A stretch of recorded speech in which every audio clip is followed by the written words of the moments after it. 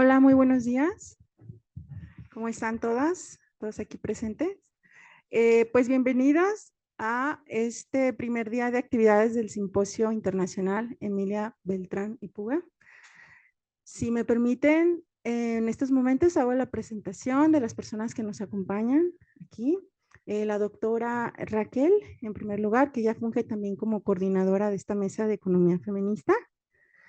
La licenciada, casi licenciada, claro que sí, Nora, que también nos acompaña con una ponencia, la también casi doctora. Ángela, que también nos va a apoyar aquí, nos va a presentar una de sus ponencias, de hecho ella es la que abre esta mesa de trabajo. Entonces, pues bueno, su servidora, Aurea Quesada, voy a estar fungiendo también como moderadora y apoyándoles en lo que necesiten. En este momento, pues ya iniciamos nuestra primera, pues nuestra jornada y le cedo la palabra a la doctora Raquel, que va a hacer el honor de presentar una breve semblanza de la maestra Ángela, que es la que quien nos va a presentar la ponencia Niñez Femenina y Trabajo en Nueva Galicia, aproximaciones desde la vida cotidiana 1716-1820. Muchas gracias. Buenos días a todos y a todas. Vamos a dar inicio. ¿No se oye? ¿Sí? Sí, un poco más cerca. Ay, estamos aquí entre la compu y el café y el teléfono.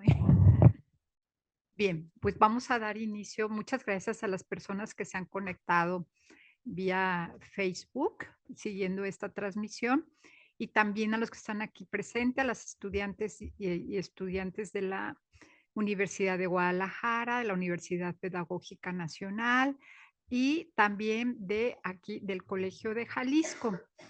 Miren, cuando empezamos a organizar ahora en enero este encuentro internacional con la doctora Hilda Monraz, discutíamos que en el marco de Emilia Beltrán, que tiene un chorro de nombres, pero vamos a ver, a abreviarlos nomás, Emilia Beltrán de Puga, eh, veíamos la importancia de generar discusiones que dieran el paraguas de diferentes problemáticas de los estudios de género. Y una de las problemáticas que se ha venido desarrollando, pues tiene que ver precisamente con los temas de la economía del cuidado, el tema de la vida cotidiana de las mujeres desde una perspectiva, de diferentes perspectivas. Entre ellas está la de la historia social. Entonces, esta mesa precisamente se enmarca en hacer énfasis el papel de las mujeres, visibilizarlas en su cotidianidad, que poco se ha estudiado y poco se ha abordado en las investigaciones de México y del occidente del país. Es por ello que tengo mucho gusto de presentar esta mañana en este panel, en esta conferencia, a la doctorante Ángela Arias Aguilar. Ella es licenciada en Historia, hizo su maestría en Historia de México por la Universidad de Guadalajara y se ha dedicado a la investigación de las mujeres y la infancia en los ámbitos de lo familiar, sexual y el delito, ahondando con ello en estudios de género durante la época colonial, desde la historia cultural y la historia de la vida cotidiana.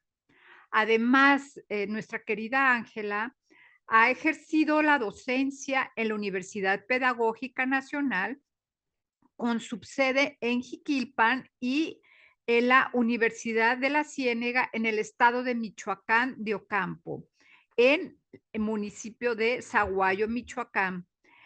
Eh, la experiencia que ha tenido en la colaboración con investigadoras de la Universidad de Guadalajara, en la búsqueda de repositorios, registro y análisis de documentos de la Real Audiencia de Guadalajara. Actualmente está cursando su segundo año en el doctorado de la Universidad de Guadalajara en Historia y pues le damos con un caluroso aplauso la bienvenida y el uso del micrófono. Muchas gracias. ¿Le pasas tú el micrófono?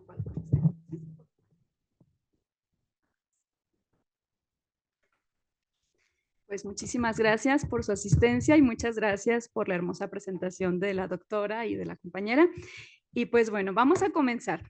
Este trabajo tiene como objetivo rescatar algunos elementos que nos permitan observar la participación de las niñas que habitaron en la Nueva Galicia, en el periodo ya mencionado.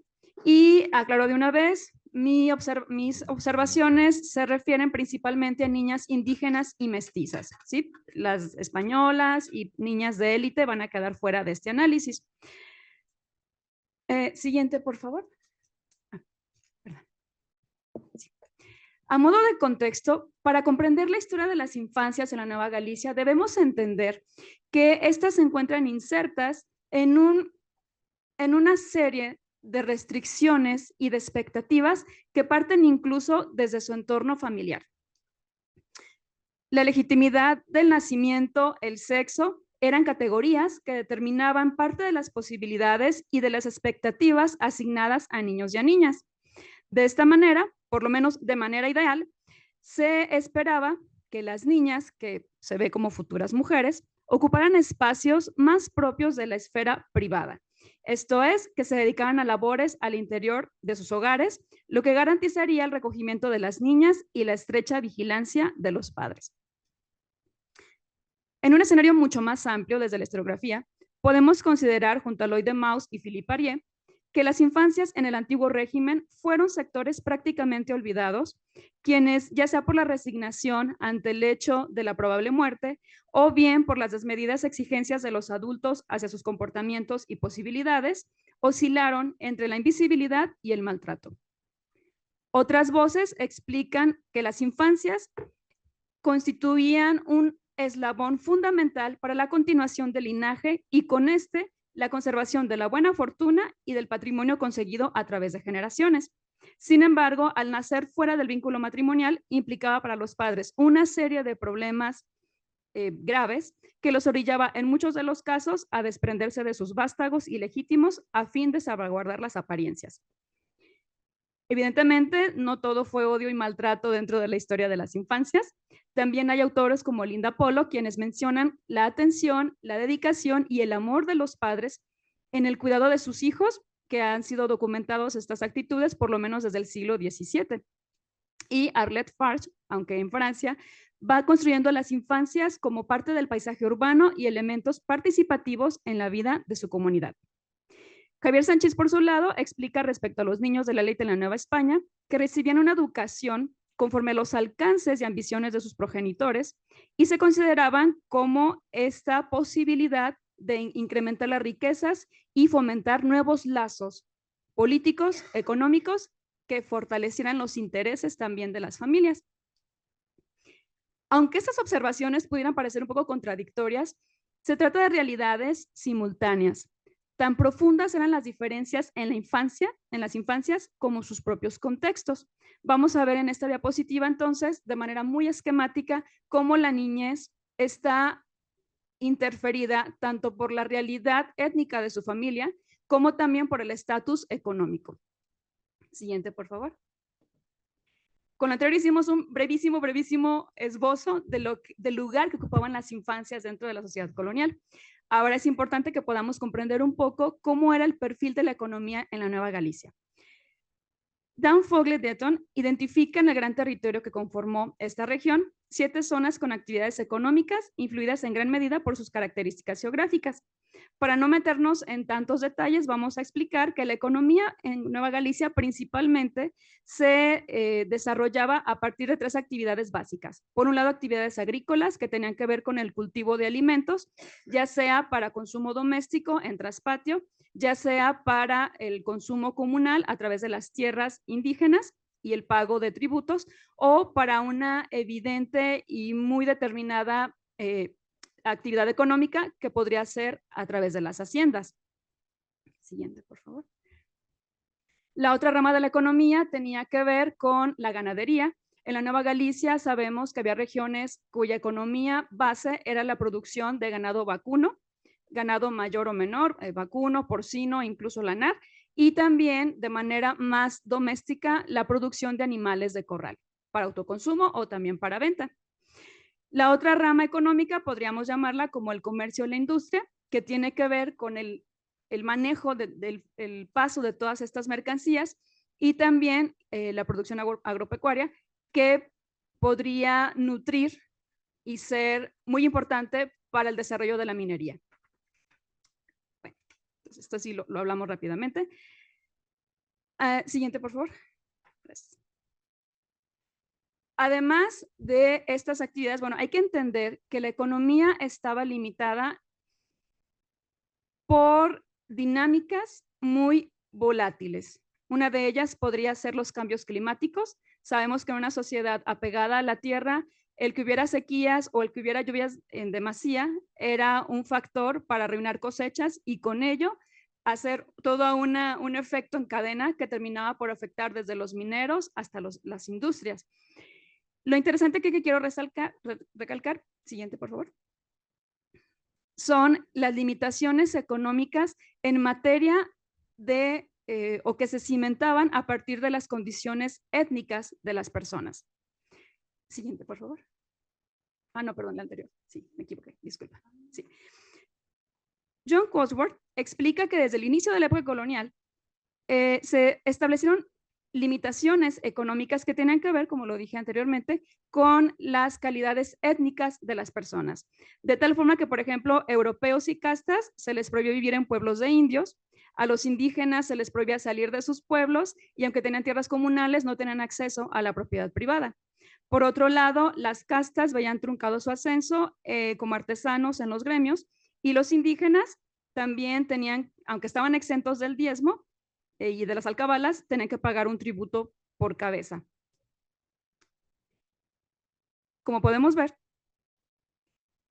en todo esto que estoy mencionando, las mujeres ni siquiera aparecen dentro de las reglamentaciones, porque no era algo en lo que ellas estuvieran contempladas, aunque evidentemente hay evidencias donde las mujeres sí son empresarias, sí participan dentro de la economía, digamos que lo hacían al margen de la ley o bajo el disimulo de la misma. En medio de esta sociedad tan restrictiva, donde la legitimidad y la calidad étnica y el estatus socioeconómico determinaban incluso el destino de los novohispanos o de los novogalaicos, ¿cuál sería el lugar asignado a las niñas? Esa es una pregunta que me parece relevante. Comencemos con Carmen Castañeda. Ella refiere el poco aprecio que se tenía por la niñez femenina, lo que se evidenciaba en el descuido reiterado de los padres o tutores que las dejaban solas, a veces solas en su casa o solas en presencia de extraños, a altas horas de la noche o lejos de su comunidad. Las razones de estos aparentes descuidos, explica la doctora Carmen Castañeda, consistían en la limitada participación de los menores en actividades que retribuyeran económicamente al núcleo familiar y la enorme carga material y económica que implicaba para los adultos velar por su manutención y buena fama ante el resto de la sociedad. Mientras que para las familias, digamos, las de a pie, un niño representaba futuras manos para conseguir recursos, una niña implicaba una boca más que alimentar y un honor que conservar intacto. Respecto a la enseñanza, Pilar Gonzalvo nos refiere que la educación de las niñas era también restringida, pues lo que se esperaba de ellas en un futuro es que ejercieran como amas de casa, como futuras madres, por lo tanto su enseñanza se limitaba a que pudieran cumplir estas demandas. El objetivo entonces consistía en capacitarlas para tener buenos modales, realizar deberes domésticos y practicar la devoción. Aunado a esto, la importancia de mantener activas a las niñas era también un requisito indispensable para garantizar una vida de virtud y de recogimiento. Entonces, la laboriosidad de las mujeres era un deber ser que se sumaba a las múltiples expectativas, lo cual esta actitud de diligencia incrementaba las virtudes de la futura madre novohispana. Después de ver todo esto, vamos a hablar entonces, ya con todo esto de marco, hablemos entonces de qué hacían las niñas, cuál era su espacio de acción dentro de la vida cotidiana. Vamos a encontrar primero que la participación de las niñas dentro de la economía familiar era una participación obligada, continua, demandante, pero al mismo tiempo marginal. De manera que quedaba exenta de garantías, pero sí sometida a presiones y riesgos que podían y de hecho atentaban con su vida e integridad. Se observa en las fuentes la tendencia a dejar a las niñas en espacios alejados de la supervisión de los adultos. Entre juegos o recados, las niñas deambulan por espacios abiertos o cerrados con relativa autonomía. Sus ires y venires quedaron documentados en razón de la fatalidad de sus experiencias, como fue el caso de María de los Ángeles Ramírez, quien a los 8 años de edad falleció por un disparo que ella misma ocasionó al juguetear con un trabuco cargado que reposaba en el mostrador de una tienda. Lo que al principio fue un encargo para comprar unos víveres terminó siendo una tragedia irreversible. La mayoría de las niñas, entonces, suelen estar acompañadas de otros niños, pero difícilmente vigiladas por adultos. Al parecer, es a ellas a quienes se les encomiendan grandes responsabilidades de cuidado y administración en los hogares, considerando su juventud e inexperiencia. Luisa Delgado, vecina de San Miguel de Temanica, en el año de 1758, explica cómo ella, por ser madre soltera, tuvo que salir del pueblo, dejar a sus hijas solas al cuidado de la posada que ella administraba y que en ese momento apareció José López, quien les exigió hospedaje, comida para su caballo y que le prepararan de cenar. Cosas que las niñas efectuaron tal como lo pidió. Sin embargo, cuando este sujeto intentó dormir con una de ellas, después de forcejear y al ver que él no pudo cumplir con su intento, logró golpearlas y maltratarlas una vez que ellas se vieron en la necesidad de salir por agua para su subsistencia. Comenta la mamá que a una de ellas la dejó tan maltrecha que duró 15 días sin poder levantarse de la cama ni poder realizar ninguna actividad. Este caso nos permite observar las dificultades a las que se enfrenta una madre para sacar adelante a su descendencia sin el apoyo económico de un marido. Para conseguir el sustento era entonces imprescindible salir de casa y dejar a sus hijas a cargo del mantenimiento de la misma. Sin el trabajo de estas niñas, seguramente subsistir habría sido una misión sumamente complicada. Se trata entonces de una doble dinámica. Por un lado, las niñas, aunque están subordinadas a la autoridad de los padres, patrones y adultos en general, también hay una relación de interdependencia cuando se trata de llevar el pan a casa. Un ejemplo claro lo encontramos en el caso de María de Arias Saavedra, una india de 10 años, quien declaró en la denuncia presentada en Cocula en 1810 que ella se quedó sola en casa en compañía de Anastasio Saavedra, el acusado, para elaborar unas empanadas mientras su madre estaba en la plaza vendiendo aguas frescas. Vemos entonces cómo se repiten estas circunstancias. Las niñas tienen que hacerse cargo de algunas cuestiones para que sus madres puedan salir y ganar el sustento. La labor de María de Aria al elaborar estas empanadas probablemente significaba un apoyo muy importante en la producción de mercancías para la subsistencia de su núcleo familiar, pues además de mitigar parte de la carga laboral de la madre, también acortaba los tiempos para la producción. Las niñas no solamente apoyaban en actividades domésticas, algunas también se hacían cargo de sus hermanos o de otros infantes con los que convivían de manera cercana. María Marenciana de León testifica ante las autoridades cómo su hija de 10 años de edad, María Estacia, fue agredida mientras ella se encontraba sola en la casa meciendo a su hermanito. A lo largo de los expedientes son contadas las ocasiones en las que las niñas aparecen en momentos de ocio. Son malos escenarios en las que se muestran atareadas, ya sea por encargo de sus padres o bien por adultos que formaban parte de su comunidad, como por ejemplo la indígena María Britania, quien ella ayudaba a sus padres que tributaban en San Cristóbal de la Barranca a juntar carbón, ella sola en el monte, por lo menos en turnos que terminaban por lo menos hasta las 3 de la tarde. Las labores domésticas se extendían también al mantenimiento de los animales de corral o el ganado.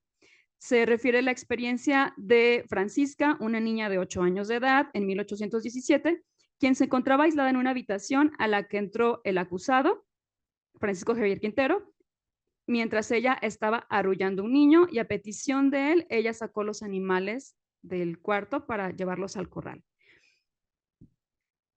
Tenemos el caso, por ejemplo, de el indio laborío, Mariano Hernández, quien refiere que su hija, Vicenta Orozca, su hija, se encontraba en un campo de Tlaltenango cuidando unas vacas.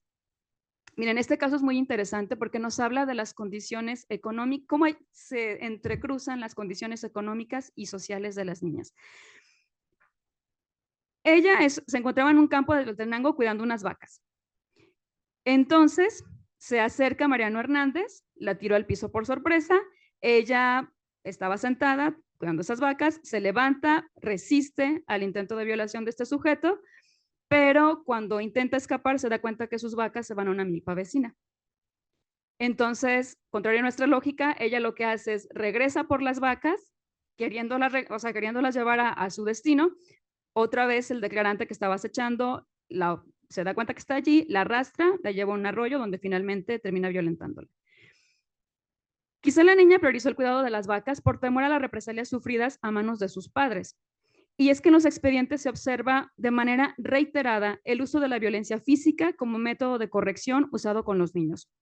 Anne Staples describe las múltiples formas de castigo aplicado a los niños en las escuelas. Gritos, golpes, encierros eran métodos muy socorridos de enseñanza. Ahora bien, si los niños podían ser golpeados en las escuelas por extraños, pues ¿qué podríamos esperar de los mismos padres? En distintas declaraciones se leen las amenazas y los golpes recibidos por las niñas de parte de sus padres antes de confesar el abuso del que fueron víctimas.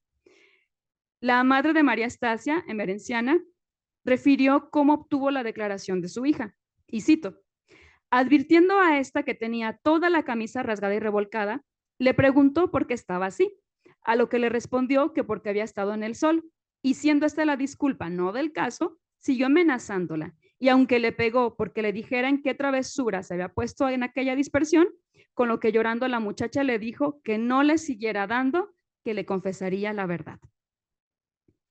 En otros casos, las criaturas confiesan ocultar las agresiones de las que fueron víctimas justamente por temor a los golpes de sus padres. Considerando que en las fuentes no se menciona alguna retribución específica por el trabajo de las niñas, no es difícil pensar que el principal aliciente para cumplir con los encargos de sus cuidadores consistiera en la evasión del posible castigo en caso de no cumplir con los encargos. Como se explicó con anterioridad, la subsistencia era un delicado equilibrio que requiere la cooperación entre la naturaleza y los diversos oficios, una compleja trama de privilegios y prohibiciones. Por tratarse en su mayoría de trabajos que involucraban el uso de la fuerza física y de continuos desplazamientos entre el espacio tanto urbano como rural, se entiende que las pueriles fuerzas de las hijas, primas, vecinas o hermanas fuesen requeridas como un par de manos extra. Ante una realidad en la que las madres se enfrentaban a restricciones para poder ejercer oficios, ante una época en la que los prejuicios respecto a su deambular por la vía pública y los numerosos aranceles que pagara la corona restringían su calidad de vida, es posible pensar en lo delicado del equilibrio familiar respecto a su capacidad para hacerse con recursos y lo esencial del trabajo de las infancias, de las niñas, para minorar cargas y deberes y servir como una extensión de vigilancia para los más pequeños. Punto aparte es la experiencia de estas niñas que nacían huérfanas, las cuales, por algunas fuentes que encontré, pareciera que se dedicaban al servicio doméstico en algunas casas. Tenemos el ejemplo, por ejemplo, el ejemplo de, me voy a brincar un poquito, Casimira Robles, una niña que vivió en 1817 en la ciudad de Guadalajara. En un juicio entablado contra el cochero Bonifacio Enríquez, se explica que de manera reiterada este sujeto intentó abusar de Casimira, que tenía 7 años, y que era sirvienta de la casa de Antonio Enríquez. Tanto sirvientas como esclavas habían observado de manera reiterada, en 3 ocasiones distintas por lo menos, cómo el cochero forcejeaba con la niña. Sin embargo, la misma causa criminal inició no por estos intentos de abuso, sino porque el cochero tenía una relación clandestina con otra sirvienta mayor de edad.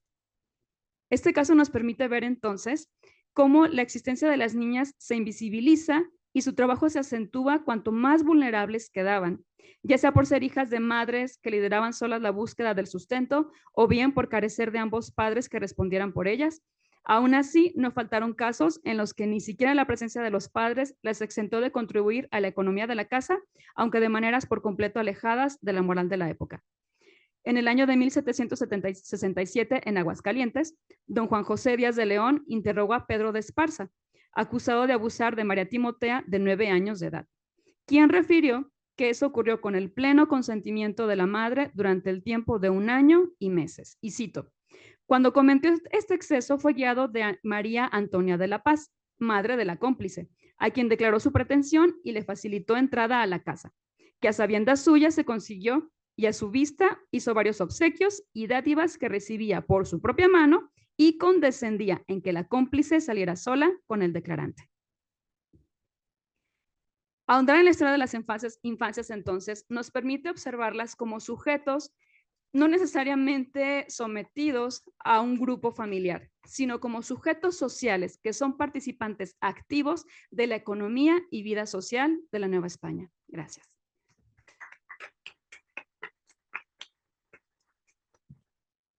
Pues muy bien, muchas gracias a la maestra Ángela. Vamos a dar continuidad con las exposiciones de las doctoras que están conectadas. Y al final pasamos a la ronda de preguntas y comentarios para que haya participación de parte de las y los asistentes. Bien, vamos a darle lectura a la siguiente ponencia de Vianey Saraí Torres Ledesma. Ella nos va a exponer sobre complejizando los cuidados, las otras madres. Vianey es doctorante en Ciencias Sociales por el Colegio de San Luis Potosí.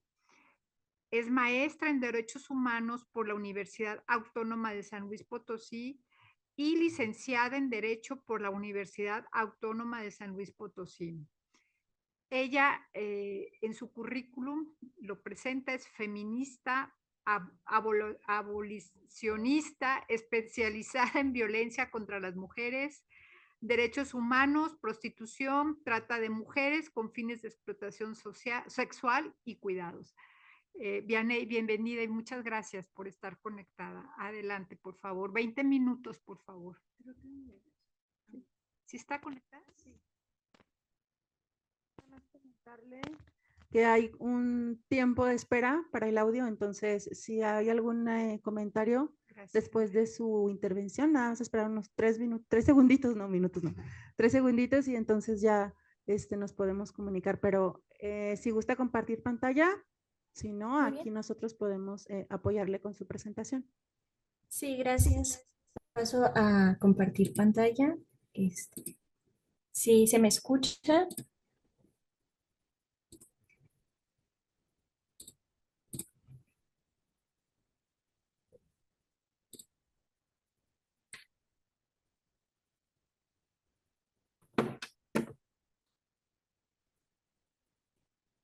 Hola, muy buenos días. ¿Se me escucha bien?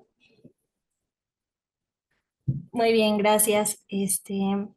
Voy a comenzar por compartir en la pantalla de forma completa. Muy bien. Bueno, antes que nada, muchas gracias por la presentación y también felicitar y agradecer el esfuerzo por la realización de este espacio de diálogo. Dicho esto, pues daré comienzo a mi presentación. Y la ponencia que hoy les traigo aquí es Complejizando los cuidados, las otras madres. La presentación consta del desarrollo de los siguientes puntos, que es pues la introducción, la metodología que utilicé para realizar esta investigación y el desarrollo de los temas, así como una parte de las reflexiones finales que nos deja esta problemática. Comienzo señalando que el tema que aquí presento nace de mi tesis de maestría titulada Violencia estructural y prostitución en la capital de San Luis Potosí, trayectorias vitales de mujeres ubicadas en casas de citas en el periodo del 2019 al 2021. En esta investigación busqué justo visibilizar el entramado entre la prostitución, la violencia estructural y la feminización de la pobreza, que conjugadas justamente pues violentan y limitan el alcance que tienen las mujeres para laborar de forma remunerada, orillándoles ya sea al trabajo informal o a campos de explotación sexual. Este último justo siendo un espacio que el mismo sistema les orilla para que estén ahí. Durante los encuentros con las compañeras en situación de prostitución, surgió la categoría emergente del mandato de la maternidad y de los cuidados. Esta categoría justamente se presentó al momento de que las colaboradoras compartieron que todas eran madres y que eran las principales responsables de los cuidados de sus hijas y de sus hijos. Este factor justamente permitía constatar este cúmulo de violencias que se materializaba a través de la feminización de la pobreza y de los cuidados. Antes de comenzar de lleno, voy a presentar brevemente la explicación de dos conceptos rectores para esta presentación, que es justo la prostitución, que se entiende por prostitución de mujeres y que se entiende, que entiendo yo desde acá, de la maternidad. La prostitución de mujeres la conceptualizo como una institución patriarcal que legitima ejercicios de violencia y relaciones de poder donde los hombres acceden a los cuerpos de las mujeres a cambio de un pago. Hay dos posturas que giran en torno a cómo se entiende la prostitución. Por un lado está el regulacionismo, el cual busca señalar que la prostitución sea considerada como un trabajo. Hay una reconfiguración de los sujetos del sistema prostitucional. El consumidor, perdón, se llama cliente ahora. El proxeneta es el hombre de negocios y la mujer termina siendo la mercancía. Lo demás es parte justo del comercio. Y esto se hace desde esta postura política para limpiar a los beneficiarios del sistema prostitucional. Recalcar que en países donde se ha regularizado ya la prostitución como Alemania, Austria o los Países Bajos, se observa, como puntualiza Beatriz Jimeno, que la regularización no garantiza los derechos de estas mujeres. En el regulacionismo no hay igualdad, solo se nombran acuerdos, consentimientos, se quiere vender la pantalla de la libre elección, pero pues esto está sesgado al ocultar las condiciones estructurales que perpetúan roles e incrementan la desigualdad y violencia contra las mujeres. Por su parte, la postura abolicionista pues entiende la prostitución como una forma de explotación sexual.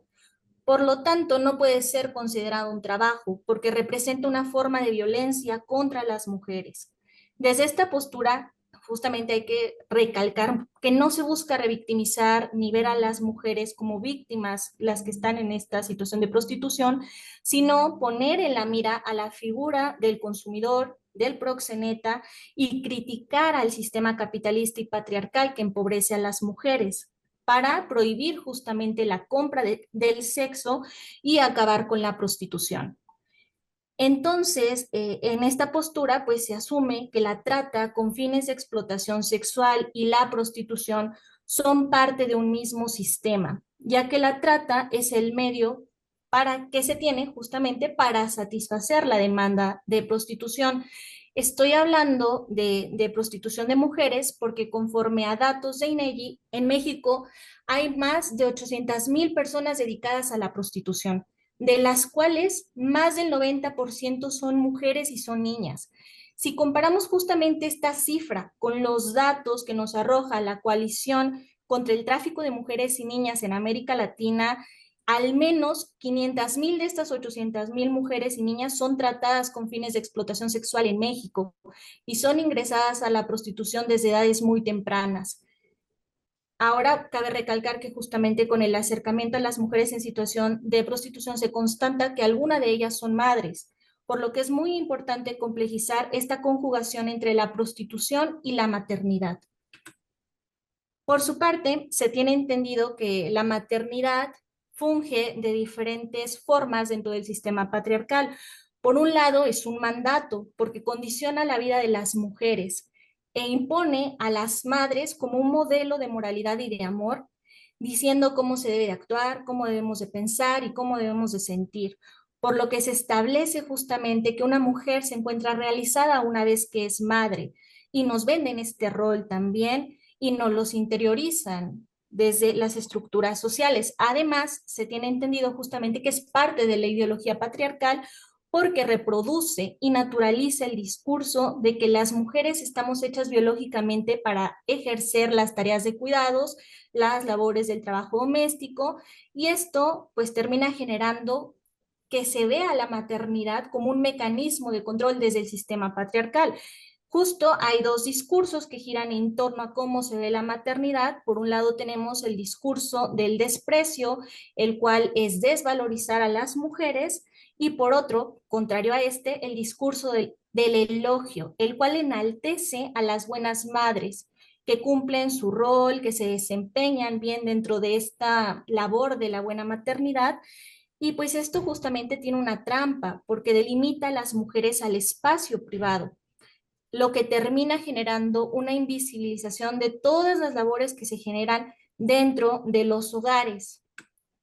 Entonces tenemos que tanto la prostitución como la maternidad son instituciones patriarcales. Y Macarena Trujillo justamente señala que las mismas se han erigido simbólicamente como contradictorias y excluyentes. Por lo tanto, pues llamarlas las otras madres solo es para enfatizar que dentro de los ejercicios de la maternidad existen diversas maneras de sobrellevarla y diversos contextos, los cuales justamente pueden estar atravesados por múltiples formas de violencia y desigualdad.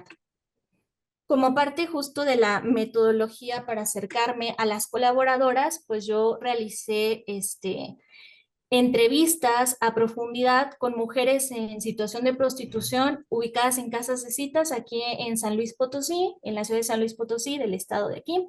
El trabajo se realizó durante el periodo del 2019 al 2021, que fue justamente en plena pandemia, y las entrevistas las realicé dentro de las casas de citas. Señalar que estas están ubicadas justamente en la zona norte de la ciudad de San Luis Potosí, y conté con las experiencias de 11 mujeres que estaban justamente en 2 casas de citas respectivamente. Asimismo, pues hice uso de una metodología cualitativa, la cual me permitió que la voz de las mujeres sea la que se escuche para situar el tema de la prostitución desde sus experiencias, sus vivencias y sus sentires. Y justamente la metodología cualitativa me permitió acercarme a esta categoría emergente de la maternidad. Y bueno, y así poder complejizar justamente y situar la teoría a las diversas realidades. Por su parte, pues la teoría feminista justamente permite politizar sus narrativas con el propósito de crear otros modos de entender y explicar y criticar a la industria del sexo. Por su parte, el abolicionismo me permitió acercarme a las compañeras entendiéndolas no como víctimas, sino como protagonistas de sus historias y las principales sujetas y luchadoras para combatir justo al sistema prostitucional desde sus realidades y desde las necesidades que el mismo colectivo compartió. Y bueno, ahora voy a proceder a dar lectura de forma textual a las narrativas compartidas por las mujeres en situación de prostitución que giran en torno a la maternidad y los cuidados, para después proceder a analizar las estrategias y la conjugación tanto de violencias como de estas dos dimensiones. Reina, una de las compañeras que decidió justamente compartir desde su nombre, señala: hago el quehacer, prácticamente soy la cría de las chicas. Haz de cuenta que soy como su mamá. Las regaño porque dejan su tiradero, ando detrás de ellas, incluso las llamo para que vengan a hacerse las pruebas de ITS. Reina es la encargada, fungía como una de las encargadas de una de las casas de citas. Sin embargo, aunque era la encargada, también se encontraba en situación de prostitución. Con su relato, vislumbramos brevemente cómo el mandato de cuidados se nos exige y se les exige a ellas en todo momento, y es extendible a las demás personas y se puede llevar a cabo en todos los lugares por el simple hecho de que son mujeres. Otra de las compañeras que decidió mantenerse en el anonimato comparte que, bueno, tengo 3 hijas de 6 y 2 años y de 9 meses, son mis dependientes económicas, bueno, 2 nada más, porque la más grande está con su papá. Nadie me ayuda con los gastos, vivo con mi mamá y pues ella cuida de mis niñas. Con su aporte se da cuenta sobre la feminización de los cuidados y las diversas estrategias que realizan para empatar el tiempo de estar dentro de las casas de citas con los cuidados. Asimismo, justo se observa de los abuelazgos, que es cuando hay una extensión de los cuidados a las mujeres mayores de las familias, que por lo general terminan siendo las abuelas maternas. Asimismo, dentro de las manifestaciones de la maternidad encontramos lo siguiente. Reina también comparte. Sí, estuve en una farmacia por 6 años y trabajé en un Oxxo también por 1 año. De hecho, la farmacia sí me daba para sustentar mis gastos, pero me salí porque mi hija era muy pequeñita y como que batallaba. Cuando se realizó la entrevista, su hija ya tenía 3 años, pero justamente este relato nos permite constatar esa complejidad que hay para empatar los tiempos de cuidados con los tiempos de las jornadas del mercado laboral, porque son justamente incompatibles. Y esto genera una gran desventaja para las mujeres madres al momento de ingresar a un empleo. Además, justo por esta incompatibilidad de empatar los horarios, se observó dentro de las visitas a las casas de citas que muchas de las compañeras en situación de prostitución optaban por estar en las casas de citas en las noches. Era cuando más mujeres había, no importando que estuviesen de 8 de la noche a 7 de la mañana, porque si no batallaban con quién dejar a sus hijos e hijas, y así ya en las noches simplemente la hermana mayor podía justamente cuidar a los más pequeños o una vecina solamente echarles un ojo. Y también otra de las complejidades que se suma a este escenario es lo compartido en las siguientes narrativas. Anónima, comparte, tengo una buena relación con mi mamá, ella no sabe que estoy aquí, no quiero contarle, porque mi mamá es así como de si vas ahí, la neta, aquí ya no te pares, así que así estoy bien. También lo compartido por Isabel, que gira en torno a ese tema, dice, mis hijas no saben, no les quisiera decir.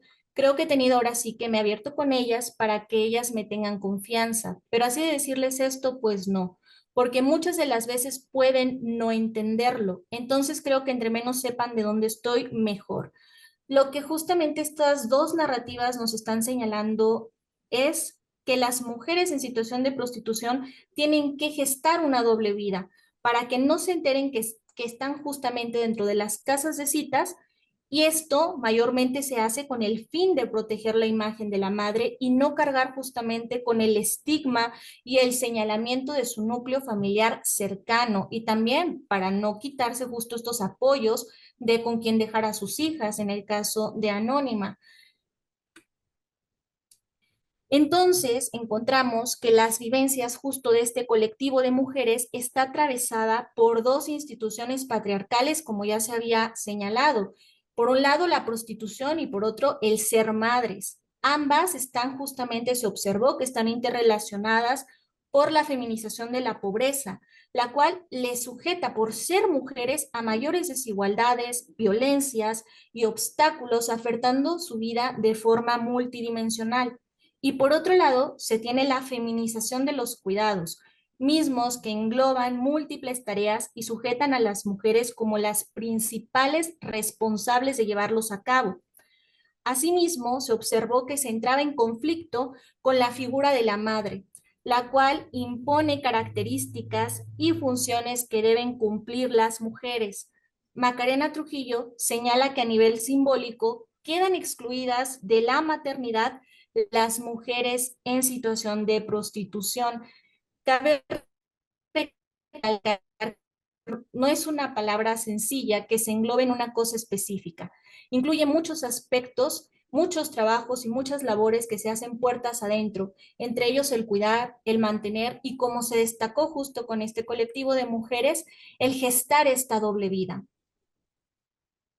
para mantener intacta justamente a la figura de la madre, a este mandato de la maternidad dentro de los cánones sociales patriarcales, la cual es enaltecida y santificada por la sociedad, incluso por los hijos, por lo que las mujeres en situación de prostitución, para mantener dicha imagen intacta y protegerse así y a sus descendientes del estigma social, crean esta doble vida, donde una nunca debe de cruzarse con la otra.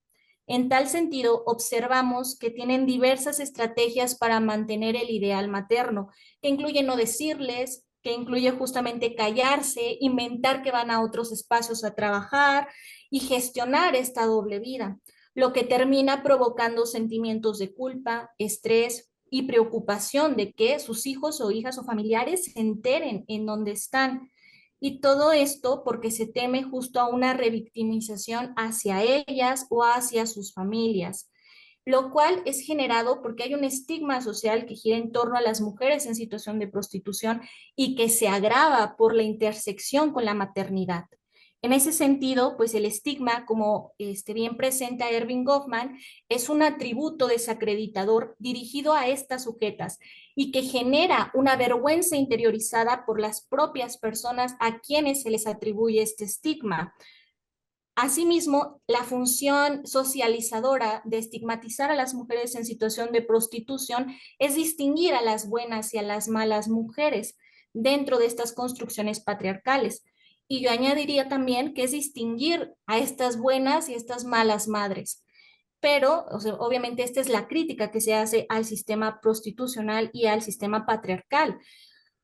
Asimismo, ante esta dificultad justo de dimensionar, de conciliar, perdón, estas dos dimensiones de su vida, las mujeres realizan una serie de técnicas de control de información, las cuales terminan siendo una estrategia utilizada para minimizar los riesgos relativos al estigma al dividir el mundo en dos partes y así, pues en mayor o menor medida, mantener intacto cada espacio, delimitando claramente el ejercicio de la prostitución y las actividades que se realizan fuera de esta.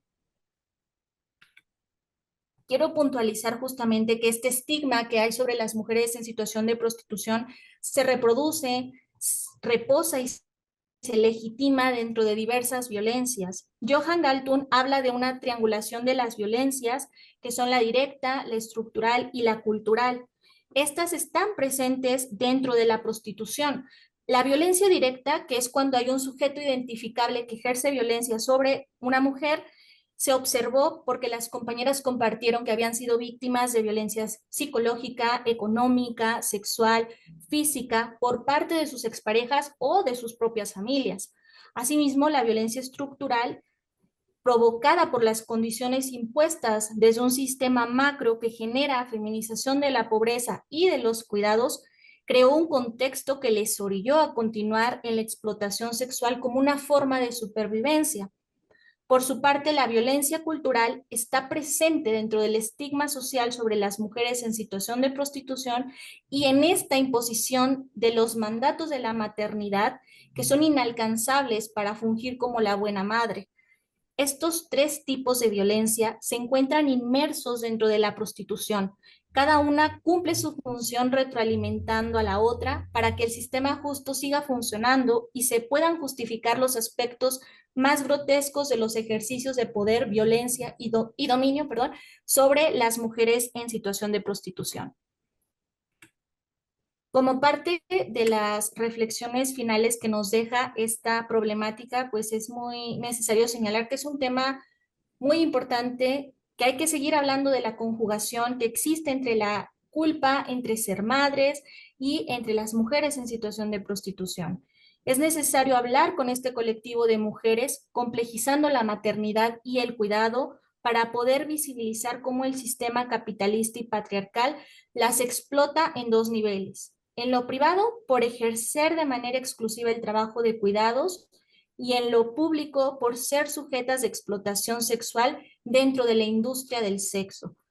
Y bueno, pues cierro mi presentación recalcando que desde las ciencias sociales necesitamos seguir construyendo investigaciones que analicen este cruce de instituciones patriarcales como es la prostitución y la maternidad para poder seguir visibilizando estas poblaciones y sus necesidades y seguir combatiendo justo al sistema prostitucional.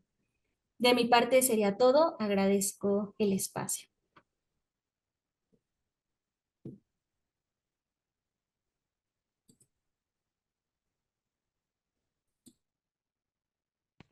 Nos va a dar tela para la discusión de esta tarde.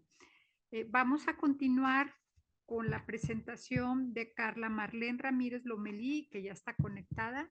Si ya está el audio, me permito presentar a Carla Marlene Ramírez. Ella, además de ser mujer y madre, así puso en su currículum, es egresada de la licenciatura en Historia también por la Universidad de Guadalajara y pues se encuentra en proceso de titulación por su tesis. Ella se ha interesado mucho por la cuestión de historia, género de la moda, el trabajo y la educación. Además, ha elaborado como ayudante de investigación en el Instituto de Investigaciones del doctor José María Luis Mora y recientemente está colaborando en la colección de José María Lafragua de la UNAM para proyectos de historia de la educación en el siglo XIX. Su objetivo como académica es visibilizar a mujeres en los espacios hegemónicamente historiados para el género masculino y buscar relatos más equitativos. Bienvenida, Carla, y tienes el uso del micrófono. Hola, buenos días, tardes ya a todos.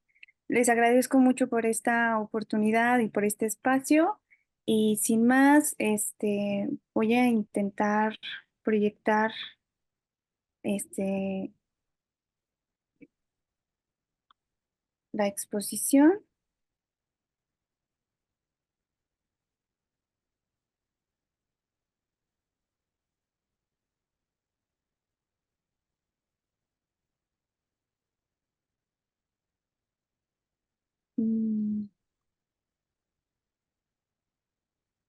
Ok,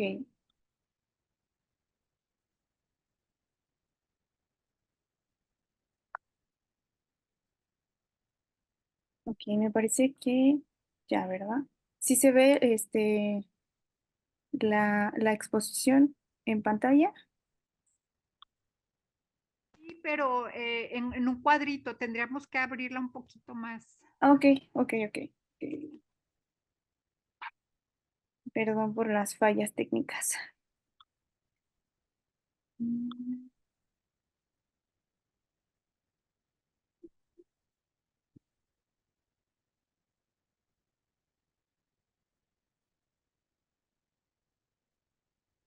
Me parece que ya, ¿verdad?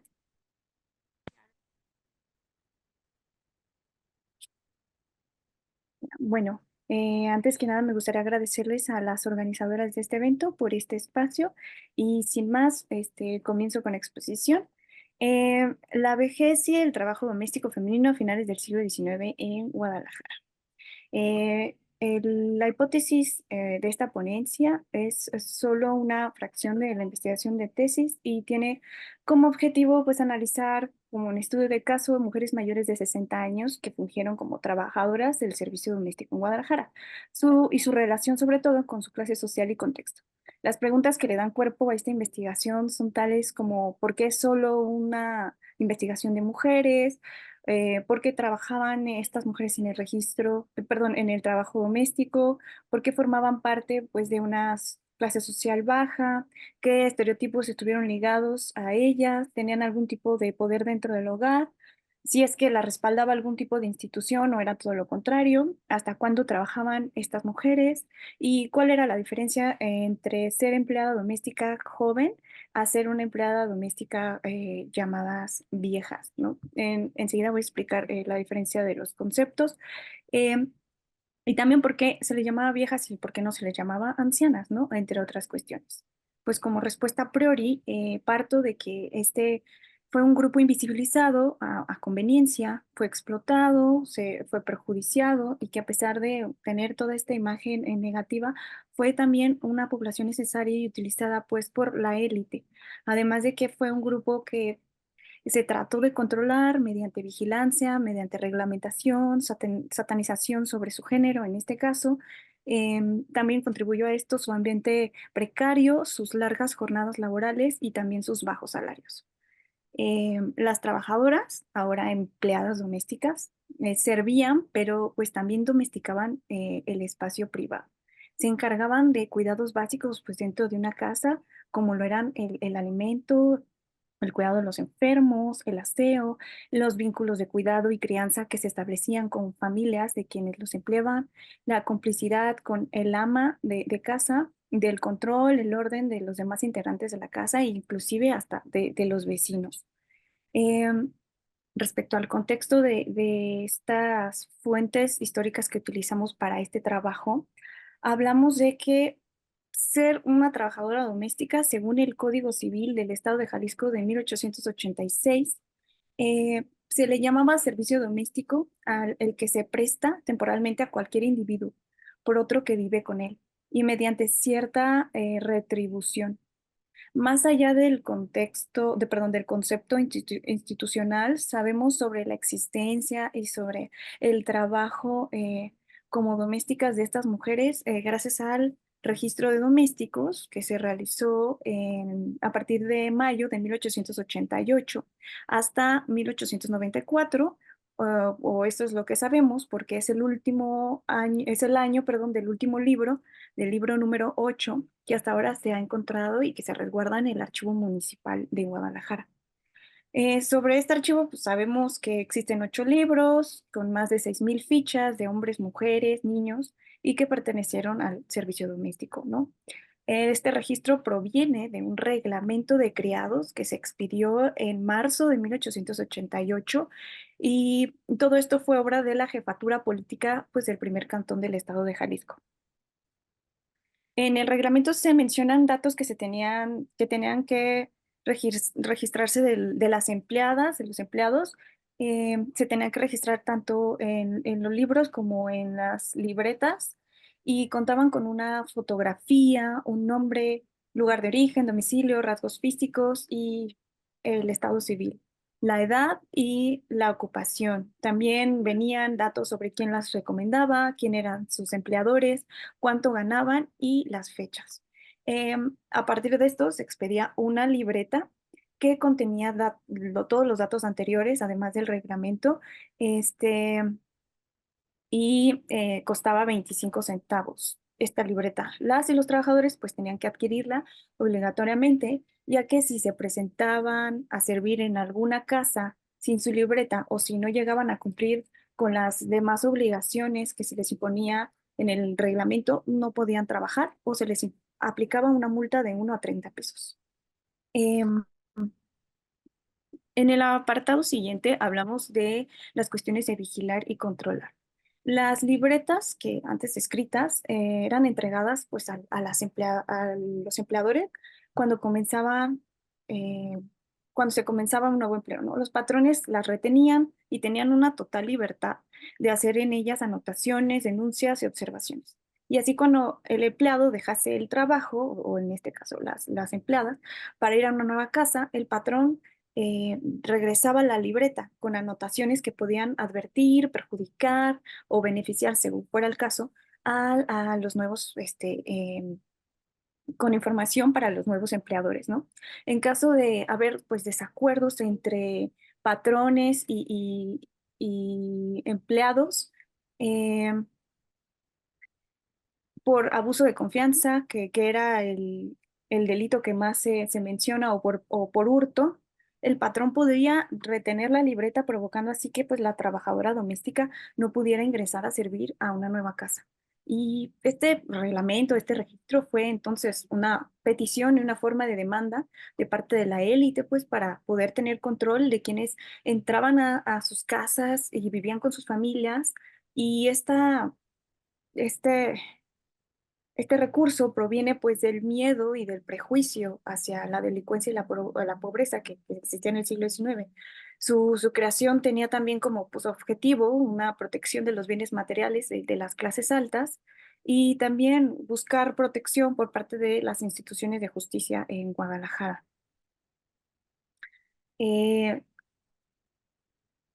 Lo siguiente que también mencionamos, perdón, encuentro en esta investigación es que el reglamento, junto con el Código Civil y el registro, se encargan de ser entonces pues, una herramienta de vigilancia y castigo constante pues para las trabajadoras, quienes irremediablemente estaban sujetas a la voluntad de los patrones, y esta forma de control en la época se podría interpretar como paternalista, ¿no?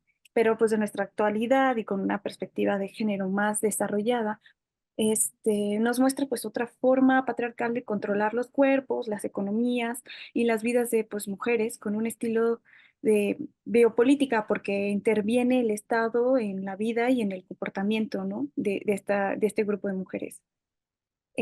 Gracias a este registro, también se encasillaron a las mujeres en un determinado pues, estereotipo, una determinada clase social, un estilo de vida precario, y gracias al Código Civil de Jalisco también se determinaba su valor económico mediante el sueldo que recibían, y siempre dependiendo de su género, de las actividades que realizaban y sobre todo de su edad, teniendo peores oportunidades laborales y sufriendo de mayor discriminación las mujeres que estaban enfermas, que eran viejas, que tenían hijos que cuidar, o aquellas mujeres que llevaban una doble jornada al trabajar y después regresar a realizar las labores del propio hogar.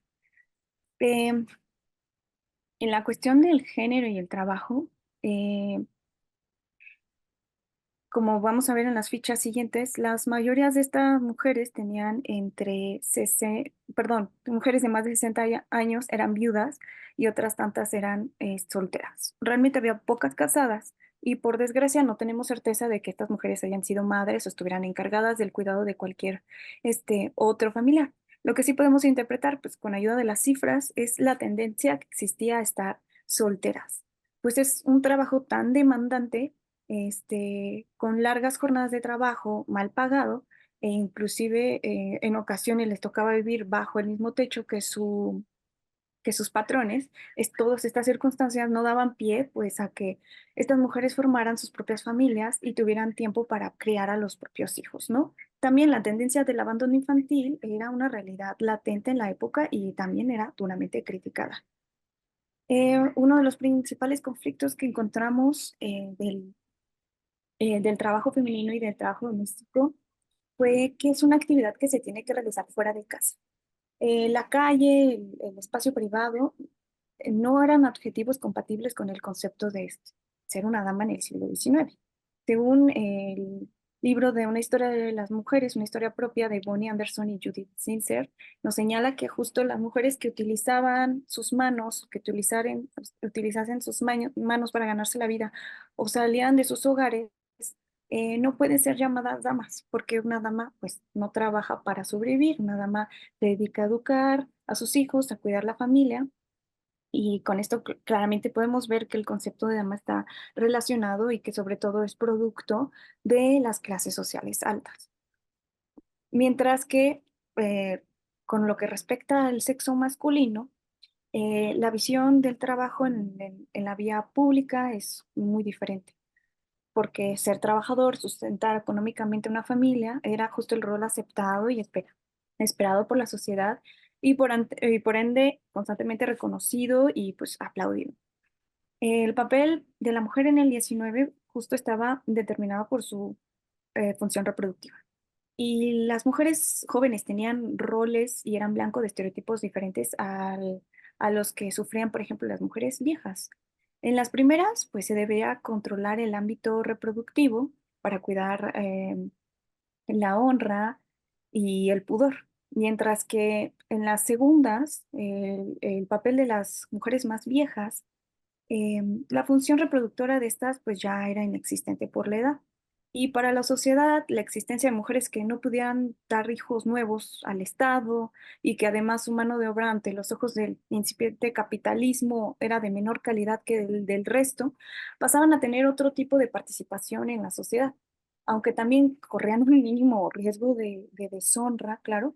Ahora estas mujeres, junto con los hombres o madres de la familia, participaban en controlar y crear un aparato represivo, vigilando y cuidando que las mismas mujeres más jóvenes conservaran su honor, su pudor femenino, la honra sexual, la reputación de la virtud. Y esto de nuevo nos hace voltear hacia los hombres, ya que el honor de un hombre de familia está estrechamente relacionado con la conducta de las mujeres de su familia.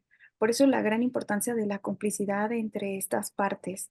Mm, la incompatibilidad con el espacio público y las mujeres también viene de otro concepto que se utiliza mucho en el siglo XIX, que es el llamado ángel del hogar, un ideal que choca con la realidad de las mujeres de o tapatías de este México porfiriano, en el que pues la mayoría de su población forman parte de las clases bajas. Y el trabajo era su único medio de subsistencia. Constantemente pues el trabajo doméstico, como ya lo ha estudiado la doctora Fabiola Bailón, se relaciona con la prostitución, puesto que el primer oficio, que es el de domésticas, era mal pagado, según se caía en el segundo por necesidad y por facilidad. Además de que ambos oficios estaban pues relacionados con el espacio público, además que eran reglamentados, vigilados, controlados por el Estado y sobre todo por la sociedad moral. Respecto al espacio privado y el trabajo de doméstico, Eh, el, el sexo, el género en este caso, determinó el espacio y las actividades que se llevaban a cabo. Las mujeres en un espacio, perdón, las mujeres de 60 años, en un espacio privado y las cuestiones laborales de cuidado, en el grupo de mujeres mayores de 60 años que analizamos en esta investigación, el oficio que predomina dentro de las casas de sus empleadores es el de cocinera y en menor cantidad el de recamareras, lo cual no es sorpresa, ya que en las cifras generales la actividad de cocinera era la actividad que mayoritariamente realizaban las mujeres de todas las edades. En el caso de las de 60, es curioso observar que a pesar de que existieron otros oficios como el de nodrizas, que era el mejor pagado, costureras y amas de casa, perdón, amas de llave, todas estaban relacionadas, todas esas actividades estaban relacionadas con el espacio privado. En ninguna de las anteriores, este grupo de mujeres participaba. Eh, Respecto al oficio de nodrizas, es fácil entender por qué la edad ya no es compatible con las actividades. Los demás oficios también es importante no perder de vista que son las condiciones físicas que posiblemente tiene una mujer de 60 años, probablemente una mala vista, problemas en articulaciones, de salud, dificultades físicas, de memoria en general, pues son las consecuencias de que de que ellas no se involucraran en las otras actividades o que no fueran contratadas para las otras actividades, siendo entonces la cocina y las habitaciones los espacios en los que mayoritariamente ya se desenvolvían. Respecto a los sueldos de estas mujeres en específico mayores, iban desde 1 peso a 5 pesos. El tiempo que llevaran trabajando con sus empleadores en algunos pues, casos determinaba el nivel de sueldo que tenían. Las había trabajadoras domésticas que llevaban trabajando y que llevan años, perdón, con un mismo patrón y seguían teniendo un sueldo de 2 pesos, así como otras que estuvieron junto a sus patrones más de 30 años y tenían sueldos de 4 a 5 pesos. Aquí menciono algunos casos, como el de María de Jesús Santos Coy, de Guadalajara, de 60 años, viuda cocinera, que servía al señor Francisco Martínez Gallardo desde hace 11 años y ganaba 5 pesos, ¿no? La cantidad más alta que se ganaba en este grupo de mujeres. Em, por otro lado, tenemos a Josefa Barajas, también de Guadalajara, de 60 años, viuda con domicilio en la calle Merced número 11, que trabajaba con Juan Zuluaga como cocinera y tenía 40 años trabajando con él. Y esto, bueno, que ella tuviera 60 años y tuviera 40 años, nos habla de que justo comenzó apenas a sus 20 y tenía un sueldo de 2 pesos a pesar de los años de servicio. También existen otros casos peculiares de este grupo, como el de Victoria Palafox, una mujer de 67 que era cocinera, vivía en la calle del Pilar 28, trabajaba para la señorita Ángela Galindo en 1888.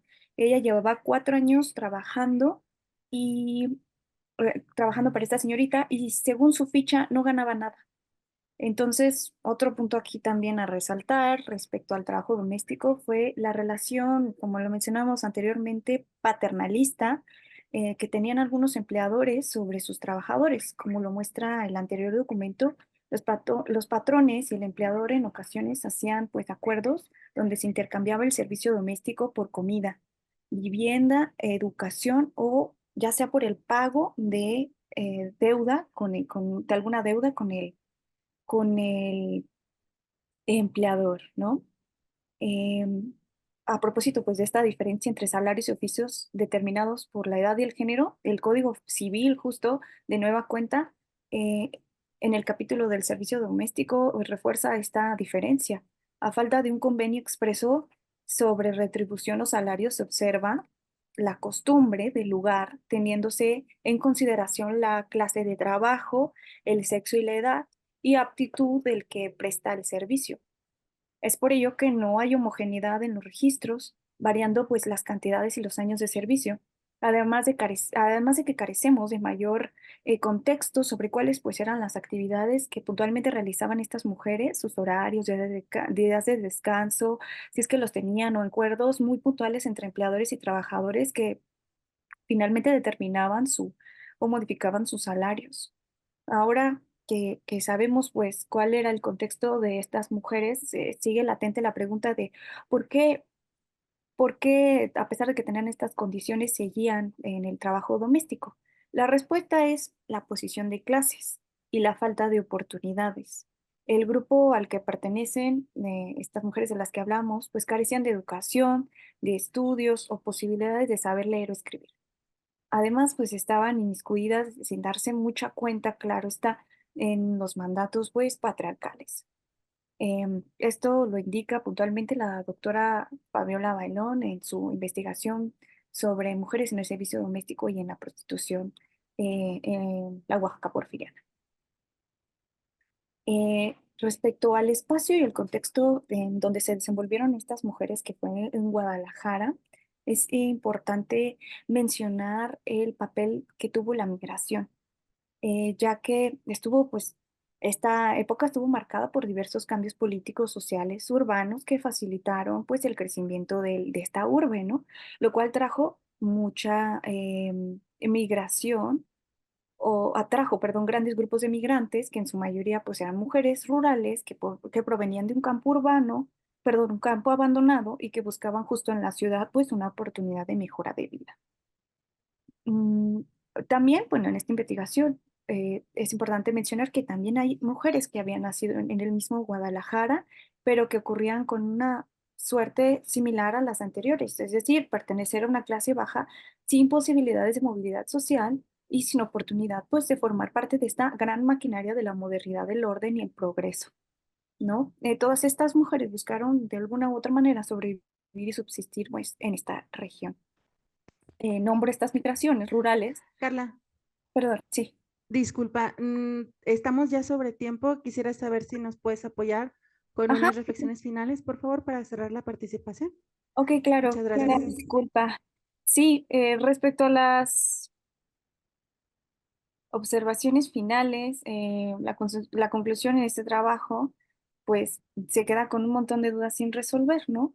En mi caso, la necesidad de hacer una historia de la vejez y el trabajo nace del sentimiento de que los tiempos de desigualdad y explotación y prejuicio hacia las trabajadoras empleadas domésticas no ha cambiado del todo. Si bien algunas guerras se han ganado estas mujeres, en la actualidad sigue siendo la mayoría en este trabajo, perdón, si en la actualidad se ganaron algunas guerras estas mujeres, como tener derechos laborales, acceso a la salud, seguro social y respaldo de la ley. em, Probablemente son pocas las mujeres que cuentan con todos estos derechos y el punto nodal de esta investigación también, por otra parte, es la vejez. Este, Antes y ahora, ser una mujer de más de 60 años de clase baja en busca de trabajo o trabajando como doméstica y luchando para conservar este empleo que ya se tiene, pues representa un reto enorme, ¿no? La mujer sigue siendo pues víctima de su clase y esta sigue pues determinando su contexto. El- lo alarmante es que a pasar del paso de los siglos, el grupo sigue siendo invisible para el resto de nuestra sociedad. Este, mm, el trabajo pues aquí presente pretende ser una sencilla aportación al amplísimo diálogo que busca hacer justicia histórica, visibilizar y nombrar lo que vivieron estas mujeres de edades avanzadas, provenientes de contextos pues precarios, racializadas, discriminadas y que a pesar de ser excluidas por por las clases altas, el trabajo de sus cuerpos y la entrega de su tiempo de vida fue fundamental para los cuidados y el orden y el progreso de la burguesía. Y pues siempre detrás o debajo de cada familia de la élite existieron y existen pues estas mujeres que cuidaron, limpiaron y ordenaron las casas y las vidas pues de la oligarquía. Aplauso. Gracias. Entonces continuamos con la presentación. Muchas gracias. Gracias, Carla. Gracias. Bueno, gracias. siguiéndonos a el tiempo que tenemos, ahora toca la presentación de la doctora Raquel Partida Rocha y de Nora Alejandra Medina Barbosa con el título Economía del cuidado y organización doméstica en la historia de las tapatías. A manera de breve reseña, la doctora Raquel es profesora investigadora titular C de la Universidad de Guadalajara. Ha dirigido más de 28 tesis de licenciatura, maestría y doctorado, además de publicado más de 7 libros coordinados y de autoría propia. Ha logrado también un acercamiento con las instituciones estatales, tanto de la Secretaría de Trabajo del Estado de Jalisco y diversas otras instituciones como Fiscalía del Estado, Instituto Jalisciense de las Mujeres, así como las cámaras empresariales. La doctora presenta su ponencia junto con Nora, que es estudiante del 7º semestre de la licenciatura en Historia de la Universidad de Guadalajara. Adelante, por favor, muchas gracias. Sí, muchas gracias por la presentación. Muchas gracias por el público que está aquí. Nosotras, incluyo a Nora, Nora está haciendo el servicio social, le involucramos a este proyecto de investigación. Parte de la formación como investigadora es formar recursos humanos, recursos que se vayan involucrando en la investigación, a la cual le agradezco mucho que haya aceptado estar aquí y en el reto lo que es ser tu primera ponencia, ¿no? Entonces, muchas gracias, Ale. Bien, este trabajo estamos en proceso de construcción, no es una investigación concluida, sino que a propósito de cuando iniciamos en esta organización de este simposio, empezamos a revisar los temas de qué sucede en un vacío histórico en Jalisco que tiene que ver con la época de la cristiada. Nosotros en el 2026 va a ser un movimiento social que va a cumplir 100 años y existe poca literatura de ese periodo histórico en la escritura, en la revisión bibliográfica. Pero además, algo que no presento ahora, mi línea de expertise tiene que ver con la economía del cuidado y en los temas laborales desde hace tiempo en las investigaciones que he venido realizando. Y en esta ocasión nos metimos a un tema laboral que tiene que ver cómo se organiza el trabajo en el periodo de la época cristera al cardenismo en una década, el trabajo doméstico asalariado, no de las criadas, no de las cocineras, sino de las nodrizas. Las nodrizas que son aquel grupo de mujeres jóvenes, a diferencia de lo que nos señalaba Carla de la vejez, nosotras estudiamos ese grupo de jóvenes de pueblos originarios que emigraban a la ciudad, en este caso a Guadalajara, en un periodo donde la posrevolución, el tema de la crianza y de la producción de alimenticia para las infancias, lo que señalaba Ángela, para las infancias había sido una crisis alimenticia terrible. Aunque existía el tema de las nodrizas desde la época virreinal, y si nosotras revisamos los archivos de la audiencia de la Nueva Galicia, va a haber mucha relatoría del siglo XVIII y XIX sobre la presencia de estas nodrizas. Lo que nosotras vimos al momento de hacer la revalorización de qué información existe en un periodo de principios del siglo XX, en un periodo donde ya está la industrialización, ya está un momento histórico significativo, que es la época de la cristiada y el salto del rompimiento del clero con el Estado. En esto quiero decir del callismo al cardenismo. O sea, ¿qué sucede con las mujeres en un proceso histórico? Pero no las mujeres de las élites, sino las mujeres que están en el proceso de ser asalariadas y en la crianza de los niños y de las niñas.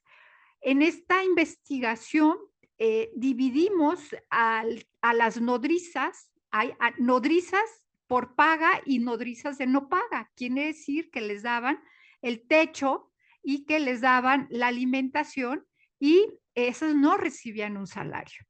A ese grupo de nodrizas, pues no vamos a estudiar, estamos estudiando aquellas que sí son asalariadas para conocer sus condiciones de trabajo, sus roles que les tocaba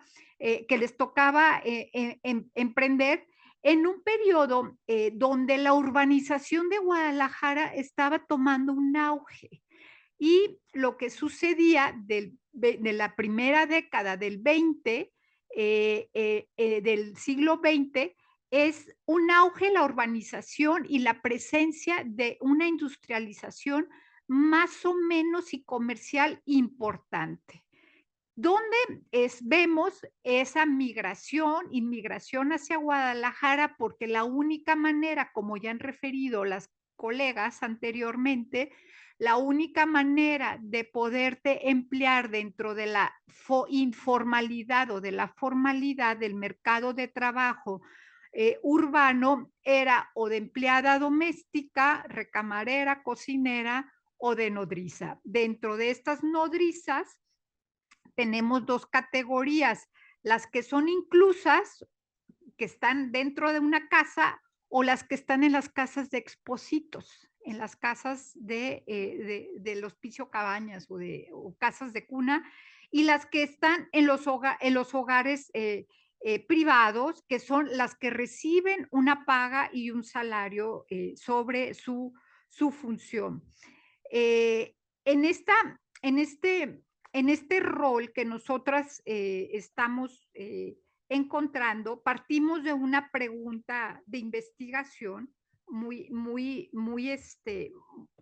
pequeña sobre cómo es el papel social y económico de las nodrizas asalariadas durante la Guerra Cristera y el cardenismo. Entonces, cómo contribuyen a la participación social ideológica en un ambiente laboral y político en plena crisis.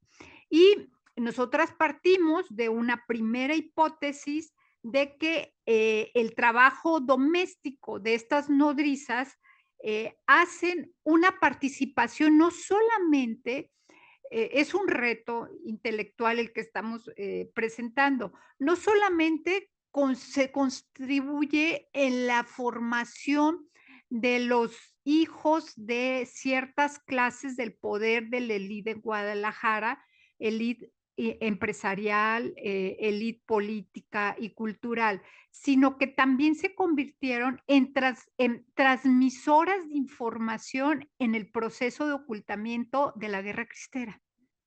Entonces, es un reto que estamos viendo cómo ellas sí influyen cuando se tenían que esconder o llevaban y traían información, partes de guerra, una cosa muy interesante que estamos encontrando de estas nodrizas. Es su papel social político de las nodrizas, no solamente la manutención, sino también su activismo que pudieron tener en este periodo las nodrizas. Bien, partimos de unos objetivos que es sí contribuir a esta historiografía social mediante la visibilización del papel que desempeñan las nodrizas asalariadas en un proceso histórico poco documentado. Es poca información la que existe es como por parte del Estado mexicano, es cerrar esos 3 años de ese periodo y cómo lo estamos reconstruyendo nosotras es a partir de la prensa local, que los medios de comunicación impresos del informador, nuestra principal fuente, es la que nos está dando la pauta de este periodo histórico en donde no están abierta mucha información. El aporte académico que pretendemos es resaltar la falta de visibilidad de estas mujeres silenciosas que nadie escribe en un periodo como este, que es tan paradigmático en la historia regional y local. En la siguiente por favor, ahí logramos extraer del Archivo General de la Nación algunas figuras, fotografías. No encontramos todavía de Guadalajara fotografías que se ha de ver en el archivo histórico de Jalisco, algunas fotografías de nodrizas de Guadalajara para poder tener un conocimiento más certero de su imagen y darles voz y luz. Adelante, por favor. El enfoque, como ya lo había señalado Ángela, el enfoque teórico de la historia social es poco analizado en la carrera de historia, es casi no lo analizamos en la carrera de historia de la Universidad de Guadalajara. Esta semana tuvimos una reunión sobre la nueva currícula de la Universidad de Guadalajara para enseñar historia y propusimos el enfoque de la historia social y hay toda una discusión sobre este enfoque, como Pilar Gonzalo, hay toda una corriente muy interesante que busca dar la visibilidad a estas mujeres que jugaron un papel histórico y que no se ha visibilizado. Pero hay otra característica importante de este enfoque, es mostrar los grupos sociales de las mujeres, cómo estaban organizadas entre las empleadoras y las empleadas. Entonces, la visión de la historia social nos abre un abanico de posibilidades de explicaciones y análisis que antes no habíamos podido contemplar. Por ejemplo, en la extraordinaria exposición de la doctora Lilia Vallardo, por ejemplo, si nosotras pusiéramos el enfoque histórico social a Emilia Beltrán, le daríamos otro enfoque y problematizaríamos otros asuntos, ¿no? Más de su cotidianidad, de haber sido ella marginada, te cambia mucho el lente dependiendo el enfoque histórico. Si quieres pasamos a las dos siguientes para ya meternos un poquito más en si quieres en la que sigue, por favor. Ahí. Bien, en este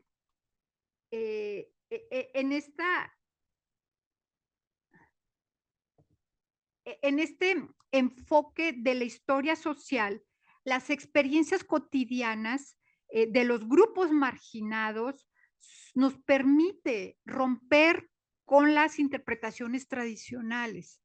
En México, pocos estudios están utilizando este enfoque porque como ya lo han dicho las compañeras anteriormente, la escuela del siglo XIX, de la historia y de principios del siglo XX fue muy patriarcal y ¿quién eran los historiadores? Eran los que estaban conformando el nuevo Estado mexicano patriarcal. Cuando hacemos los análisis de por qué el primer imperio con Agustín de Iturbide o el segundo imperio en el siglo XIX con Maximiliano, no hay análisis sobre perspectiva o presentación de las mujeres. Fue Carlota, la esposa de Maximiliano, la que hace la escuela de niñas y los colegios para niñas.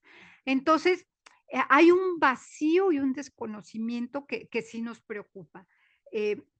La que sigue, por favor, para allá. Ahí tenemos otra de las imágenes de cómo de las que eran nodrizas que se recibían, que estaban en alguna de las instituciones por parte del Estado mexicano, pues permitían tener esa organización. Y luego, en la que sigue, tenemos nosotros que la organización laboral doméstica de las tapatías, que ya lo han expuesto espléndidamente mis antecesoras, las élites y la concentración específica en las colonias urbanas que empleaban a estas trabajadoras que podían tener ese pago, que podían tener, ser acreedoras de un salario. También ya para irnos directamente a los hallazgos, si quieres a la que sigue, por favor, en las nodrizas tapatías asalariadas, más adelante, en esa, encontramos nosotras en estas, en quiénes son estas mujeres que se ofertan en el periódico El Informador. No son ignorantes, no son no educadas, son educadas que ofertan el servicio y estamos por elaborar un mapa de georreferencia porque están ubicadas en el aviso de ocasión y clasificación de empleos, ofertan sus servicios y van y tocan a las casas ofertando los servicios, pero también la estructura social contrata a las nodrizas. Dice, necesito nodriza joven con leche sana, ¿sí? Literal, literal. Y además, estas mujeres, estas nodrizas, duran de 1 a 2 años trabajando en las casas y después, cuando se destetan de la cría, pues vuelven a ofertar sus servicios en otra casa. Y hay un mercado laboral de nodrizas en Guadalajara maravilloso, espléndido, y estoy enamorada porque te muestra la visibilidad de algo que sabíamos o dábamos por entendido quién eran las nanas o las nodrizas, pero que no habíamos podido profundizar porque, como ahorita lo va a explicar Ale, las fuentes que encontramos, qué problemas.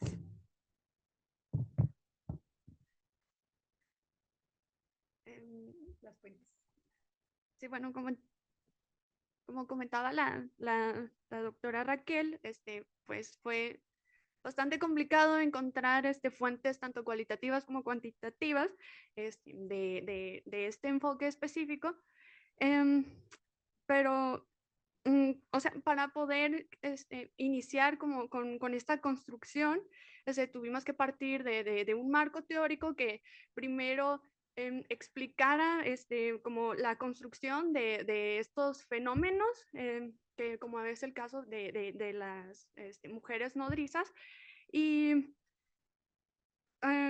pues, o sea, como digo, o sea, tuvimos que buscar primero ese tipo de fuentes que explicaran esta parte, como lo fueron los autores Francisco Chacón y Ana Vera Estrada, que enfocan sus textos en temas sobre la vida cotidiana, en la organización de la familia, y también Gonzalo Pilar, que también sus textos hablan, sí, precisamente de,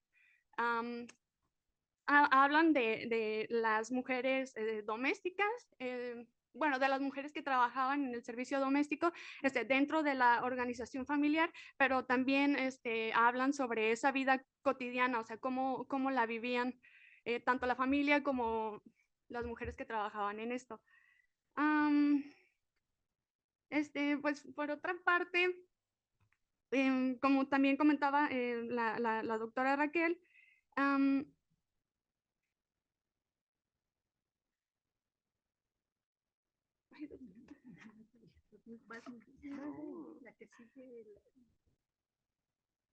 sí, bueno, como comentaba la doctora Raquel, también tuvimos que entrar como a punto de explicación a largo plazo, por así decirlo, y en el cambio de las tendencias. O sea que también lo comentó la doctora sobre cómo hay un auge durante la primera mitad del siglo XX.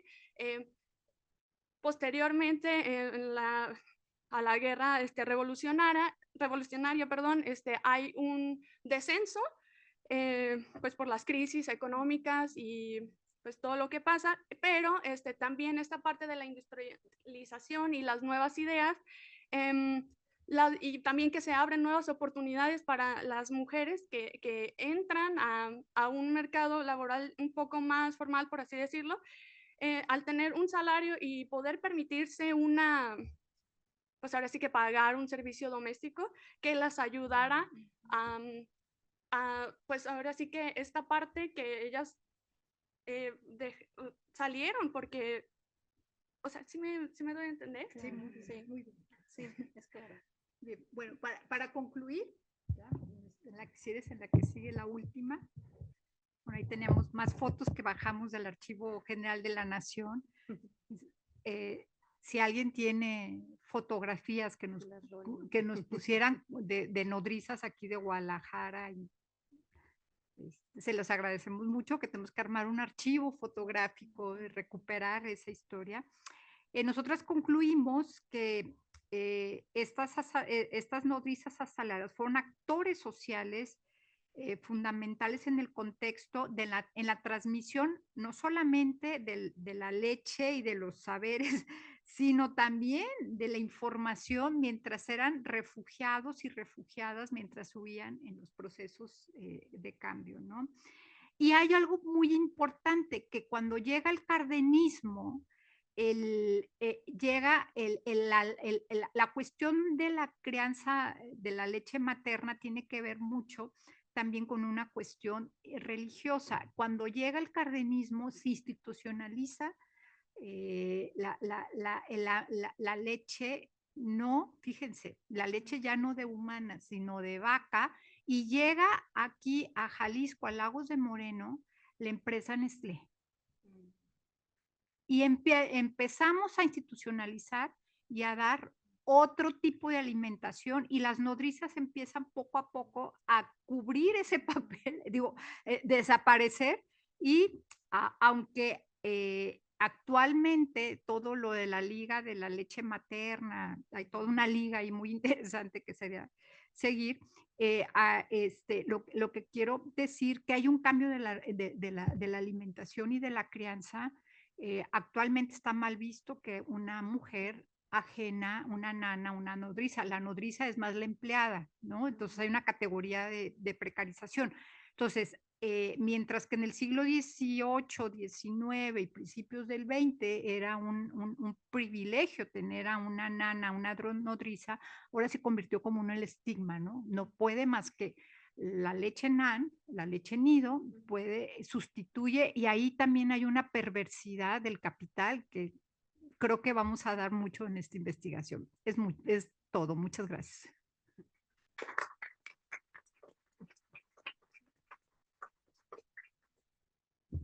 Muchas gracias, doctora. Lo hiciste muy bien. Sí, no te me pongas nerviosa, lo hiciste muy bien. Sí, doctora, adelante, sí, por favor. pues abrimos una ronda de preguntas, comentarios, sesión. Si nos dicen su nombre, por favor, para identificarlas. Sí, adelante, compañera.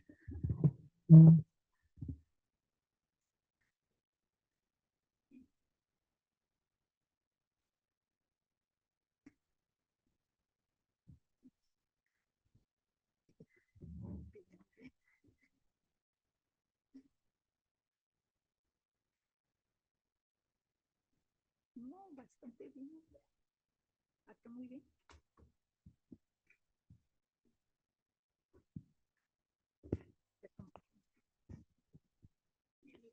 Buenas tardes. Mi nombre es Adriana Orozco Bernaldez. En el tema, felicidades a todas, fascinante la mesa. En el tema de las mujeres viejas trabajadoras, yo me gustaría respetuosamente sugerir que se busque un poco la beta del sistema de pensiones en México y se crucen los datos con las mujeres que están en los asilos de ancianas, que hay más mujeres en el asilo de ancianas que hombres. ¿Por qué? Porque no fue reconocido su trabajo. Entonces, buscar que tiene una y otra vez revictimización de la situación económica, precarización de su trabajo. Y en el caso de las nodrizas, tiene que ver con la salud de las mexicanas a principio del siglo XX, dado que las mujeres no tenían un sistema de salud, bueno, ni las mujeres ni los hombres, la persona pobre no tenía un sistema de salud adecuado y entonces la muerte materna era muy fuerte. Y por eso es que para que los pequeños sobrevivieran, se buscaba quien pudiera ser una persona que los amamantara para que sobrevivieran. Por eso es que me tocó conocer personas que se llamaban hermanos de leche. Y esto tenía que ver con la producción suficiente de prolactina de madres que por otro lado estaban embarazadas, tuvieron un bebé y compartían su leche para que estos pequeños huérfanos, que sí tenían familia pero ya no tenían mamá, pudieran sobrevivir.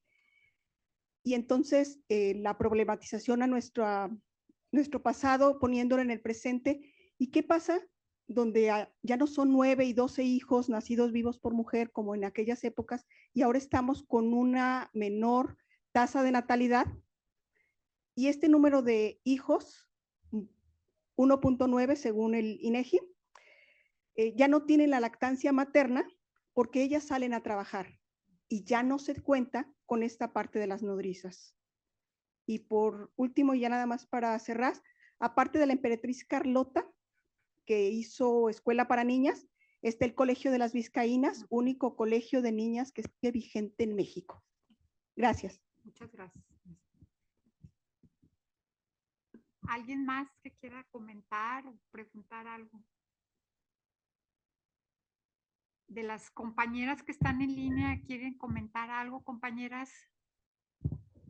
Si nos escuchan. Yo también felicito a todas por las presentaciones. Yo también me encantó la mesa. Me llamo Susi Porter. Tengo algunas preguntas un poco sueltas. Me pregunto si en cuanto a la cuestión de las nodrizas ¿cómo entra la cuestión de raza y eugenesia?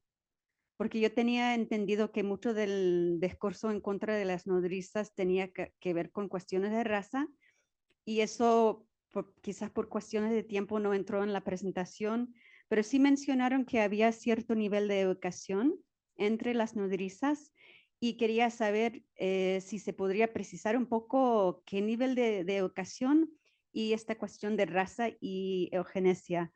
En cuanto a las ancianas trabajadoras domésticas, me encantó la presentación. Me preguntaba si, creo que quizás por las fuentes no entra, pero las mujeres que quedan solteras, que no son necesariamente de otra clase social, pero que sí se mantienen dentro de una casa familiar, de familia extendida, contribuyendo a la casa, al trabajo de la casa. Si ese tema entra. Y de manera general, creo que todas las mesas, me interesa mucho esta cuestión entre el trabajo actual como experiencia material y los discursos de las normas. Y me preguntaba, muchas veces vemos esa cuestión del ángel del hogar, que yo lo entiendo como dirigido a una clase media.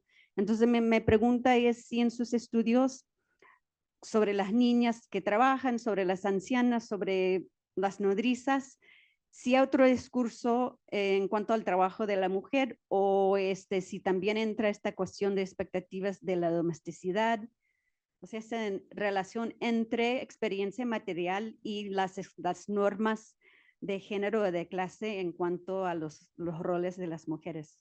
Gracias. Gracias. ¿Hay alguien más que quiera hacer algún comentario a la mesa? ¿Quieres tú, Ángela, responder algo? No. Sí, sí, tu nombre, por favor. Bueno, Selene Cruz, felicitar, igual me uno, fueron excelentes ponencias. Yo tengo como algunos también comentarios un poco sueltos.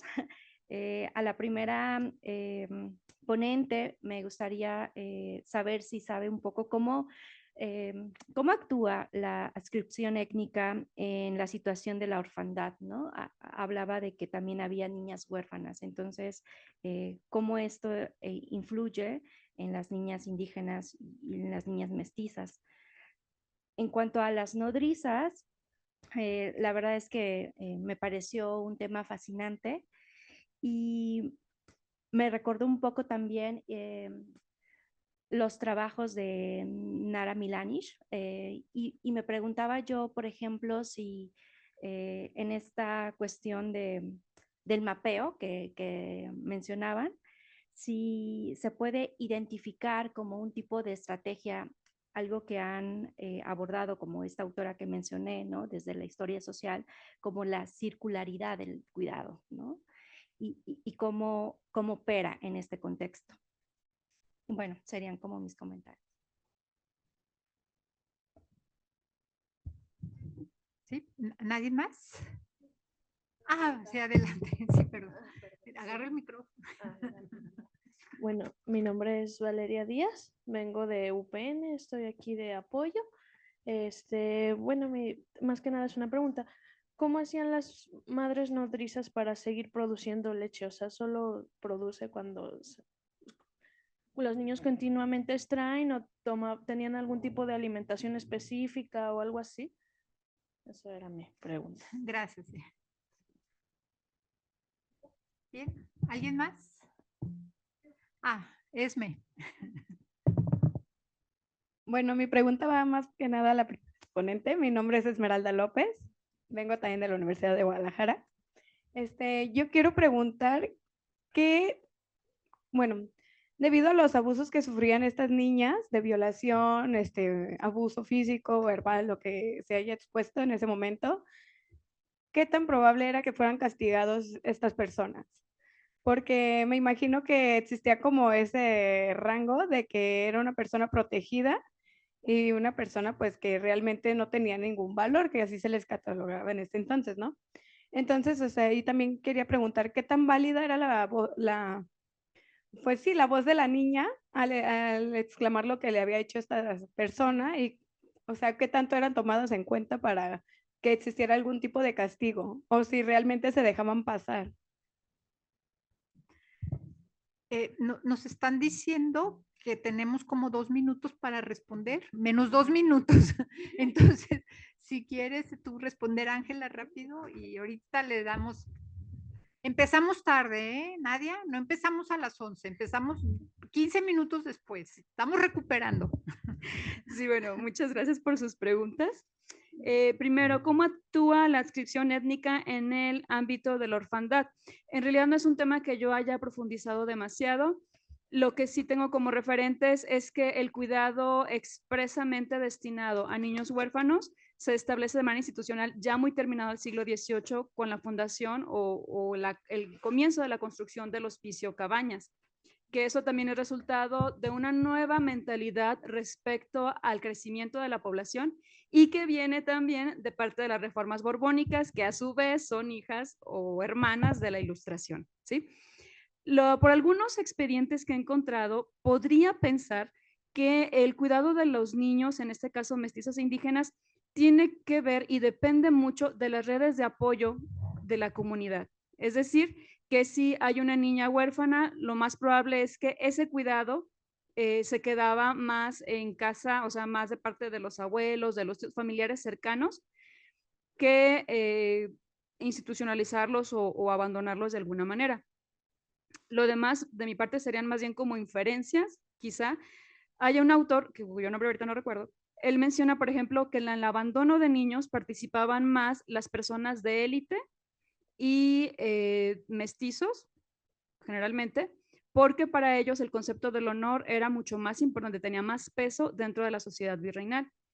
Por lo tanto, los niños que se dejaban en casas, así como que, ay, me lo encontré, eran más de esta calidad étnica, y que por el contrario, los indígenas tendían más a quedarse con sus hijos, aunque eso implicara algún problema. Y también los hijos de esclavos tendrían a abandonarse más porque las mamás preferían perder al hijo antes que continuar con la esclavitud. Entonces, son como lo más aproximado que podría dar de información, pero creo que es un tema que sería muy importante retomar, y considero que buscando podríamos encontrar fuentes al respecto. Muchas gracias, Ángela. Yo creo... perdón. Y por último, la probabilidad de castigo a los violadores. Ahí es un problemota por los expedientes, no todos están completos, pero podríamos pensar que la mayoría de los castigos no eran tal como castigos, es decir, que terminaba la sentencia y se expedía un castigo especial, sino que en la mayoría de los casos el tiempo que los presos permanecían encerrados durante el juicio se consideraba ya como un castigo suficiente, y en algunos casos alguna retribución pecuniaria como para medio salvar el honor de la niña que fue violentada. Gracias. Sí, muchas gracias. Nomás para cerrar, muchas gracias por las preguntas, las aportaciones. Sí, coincidimos con lo que ustedes nos han señalado. Esta es una investigación que estamos en proceso. Sí va, Susi, con el análisis interseccional, con clase social, género. Sí es bien importante, no podemos obviar. Y también con la parte de la empatía, lo que decía la compañera, la empatía de estas nodrizas, como y en su momento, en su in situ, ¿no? La liga de la leche es, híjole, es que hay tantos vacíos y quisiera escribir uno tanto. Pero sí, yo creo que podemos concluir. Ay, la compañera decía, es que hay un mito de que para hacer leche, tú no tienes que haber creado o haber sido embarazada, y no. Hay una alimentación y tú misma a los 12, 13 años puedes crear leche y amamantar un niño, y entre más te lo pegues, más vas a producir leche. Entonces, hay todo un mito que vamos a tratar. Yo creo que yo cerraría la mesa con una pregunta con la compañera de San Luis Potosí, que también me pareció excelente su exposición. Me llamó la atención que existe todavía actualmente la categoría de casa de cita. Eso era como en el siglo pasado, ¿no? Yo no sé si todavía aquí en Guadalajara o en Zapopan existe esa categoría o esa dimensión espacial de casa de cita. Me llamó la atención. Es un contexto diferente, es otra problemática, pero muy interesante, y también felicitarlas. Y yo creo, ya cerraría, ahora sí, Nadia.